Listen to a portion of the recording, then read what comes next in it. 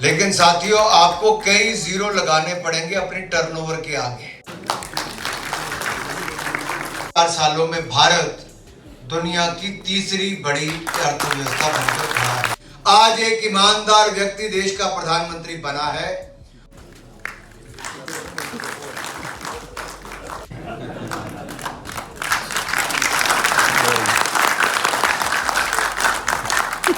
भाई 12 लाख पे जीरो। भाई आज मैं आया हुआ था जम्मू क्लब और अनुराग ठाकुर जी आ रहे हैं बजट की चर्चा पे, तो इवेंट है तो भाई अंदर चलते और आपको बताता हूँ। तो भैया क्या हाल है? बड़े टाइम बाद यार। हाँ जी। और इवेंट के लिए आए हो? आज इवेंट क्या है, कुछ पता है? कुछ आइडिया? इवेंट आज यार ये एक गवर्नमेंट का बजट पे चर्चा प्रोग्राम है। ओके। हाँ, तो उसके लिए आज हम लोगों को यहाँ पर इनवाइट किया हुआ। चलो चलते हैं उसके लिए आओ अंदर चलें और देखें क्या होता है। भाई अंदर तो आ गए हैं। अब लोकेशन तो भाई देखो यार, अंदर घुसते हैं हम। तो टाइम 10:30 दिया हुआ था, हम पूरे टाइम पे पहुंच गए हैं। पूरे टाइम पे पहुंचे हम लोग। अब इंतजार करते हैं अनुराग ठाकुर जी का। ये भाई सब पूरे 10:30 पे पहुंचे, मैं 10:15 पे ऑलरेडी यहाँ था और उस टाइम पे बहुत कम लोग यहाँ पर। यार मैंने बोला था आ जाऊंगा पहुंच ही गया मैं। चलो कोई बात नहीं, 10-15 मिनट की तो छूट होती है भाई।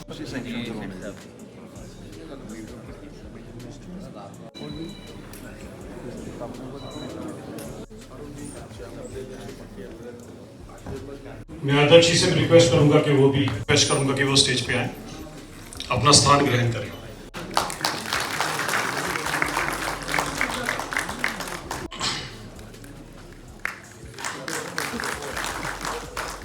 अनुराग जी का आभार प्रकट करते हैं कि अपने व्यस्त शेड्यूल में से भी उन्होंने समय निकाला और तिरंगा रैली और शिकारों पे की गई थी डल लेक के अंदर, वो भी एक बहुत बड़ी रैली थी। माननीय अनुराग ठाकुर जी, मेंबर पार्लियामेंट हिमाचल प्रदेश से। शुरुआत तो मैं उस समय से करूंगा जब मेरा जन्म भी नहीं हुआ था, क्योंकि कई बुजुर्गों को मैं यहाँ पर देख रहा हूँ जो उस समय भी व्यापार करते थे, लेकिन व्यापार किसके लिए करते थे मुझे पता नहीं। क्योंकि इंदिरा गांधी जी ने 1970 में जब बजट की अनाउंसमेंट की और उसमें टैक्स लगाने का काम किया, बजट नहीं मैं कहूंगा टैक्स की अनाउंसमेंट जब की, तो कोई कल्पना कर सकता है कितना टैक्स सेस मिला के लगा होगा? Any fair idea? Ajay Prakash ji कुछ आइडिया है? सूक्ष्म लघु उद्योग वालों को तो जानकारी इसकी पूरी रखनी, पिछले पूरे सारे खाते 70 से।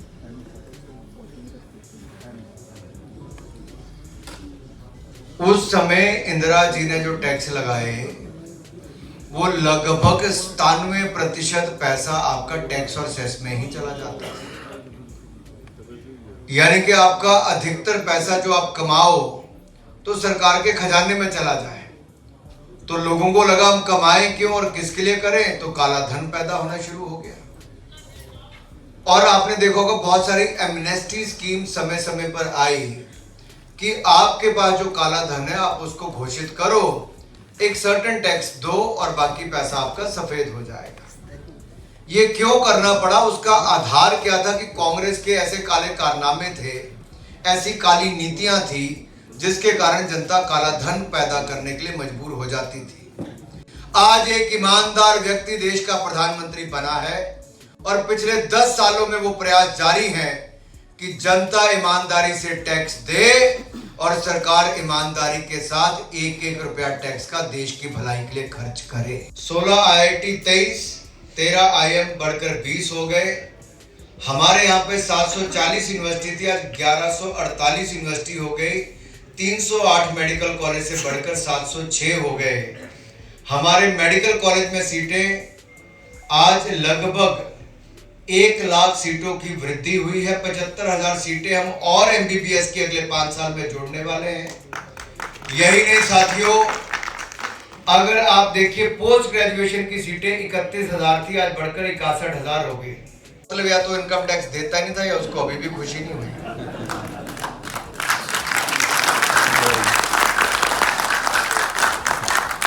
भाई 12 लाख पे जीरो टैक्स हुआ, मैं तो इतने से मानने वाला नहीं हूं। कुछ लोग उस समय GST का विरोध करते थे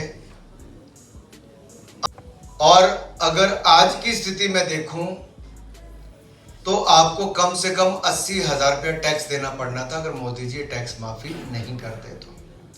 लेकिन अगर कांग्रेस के टाइम के साथ थोड़ी तुलना करें कि 2014 में जब कांग्रेस की सरकार थी तब कितना टैक्स देना पड़ता, तो मैं उसका भी एक आंकड़ा निकाल के लाया था। 2014 में अगर आपकी 12 लाख रुपए की आमदन होती तो आपको 1,90,000 रुपया टैक्स देना पड़ता है। कितना? आवाज नहीं आई। कितना? आप कहते थे हॉल पूरा भरा हुआ, हॉल में तो आवाज ही नहीं है। आवाज मेरी नहीं निकलनी चाहिए थी इतना लंबा सफर करके। भाई मैं जोर से पूछ रहा था कितना टैक्स देना पड़ता अगर कांग्रेस की सरकार होती 2014 में? तो 1,90,000। तो समझ लो आपकी बचत कितनी हुई। तो अगर कांग्रेस ही आज तक टिकी रहती तो 1,90,000 जेब से चले जाना था। और अगर पिछले साल की बात करूं भारतीय जनता पार्टी की सरकार की तुलना से, तब भी आपका 80,000 रुपए की बिल्कुल बचत हो रही है। यानी कि आप लाख रुपया आप भी कमाते हो, लाख रुपया आपकी पत्नी भी कमाती है, तो 2 लाख रुपया 1-1 लाख वालों को 1,60,000 रुपये तो घर में बचत होगी भाई। और कांग्रेस के जमाने से जोड़ूंगा तो कितनी? 3,80,000 रुपये की बचत होगी। ये छोटी मोटी बचत नहीं है।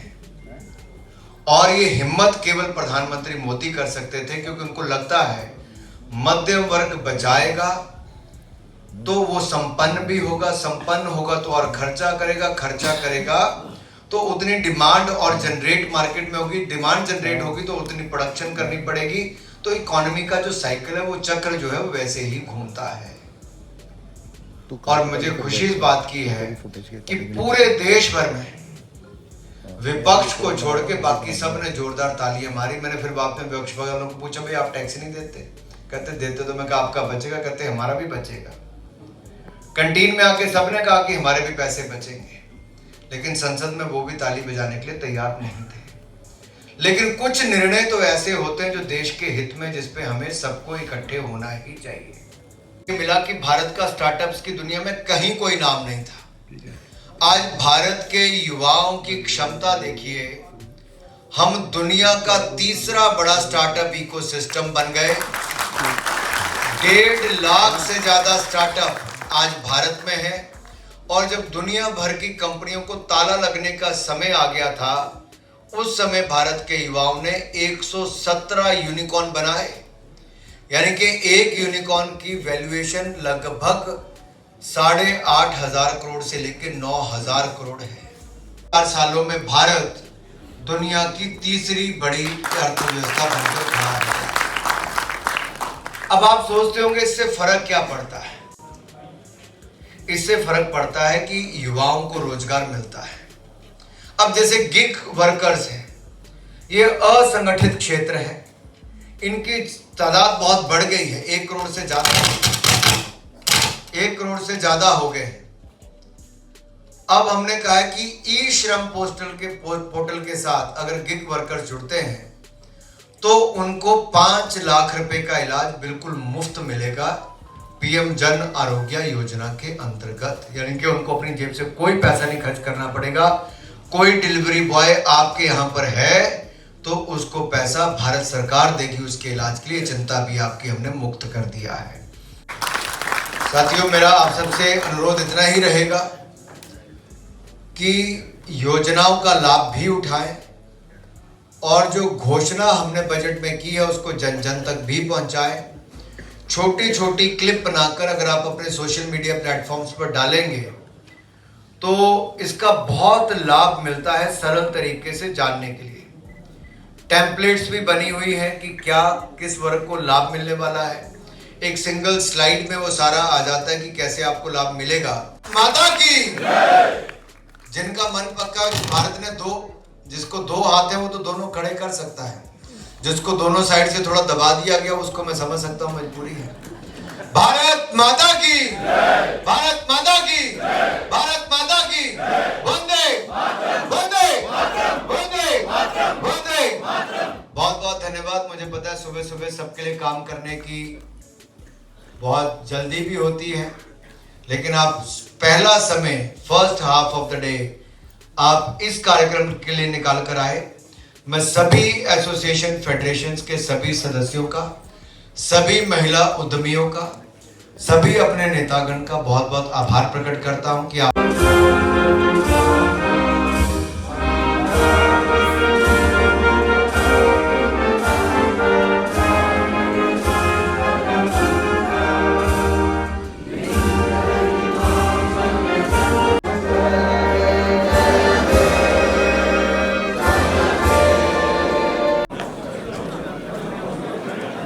कैसे हो आप? ठीक ठाक हैं? यहाँ के लिए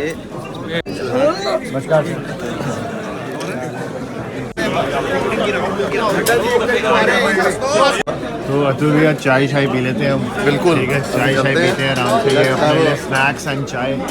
और वैसे भी भाई भूख लगी हुई थी तो बेटर है ना चाय और स्नैक्स लेते हैं, थोड़े बहुत मज़ा आएगा। चलो यार खाते हैं।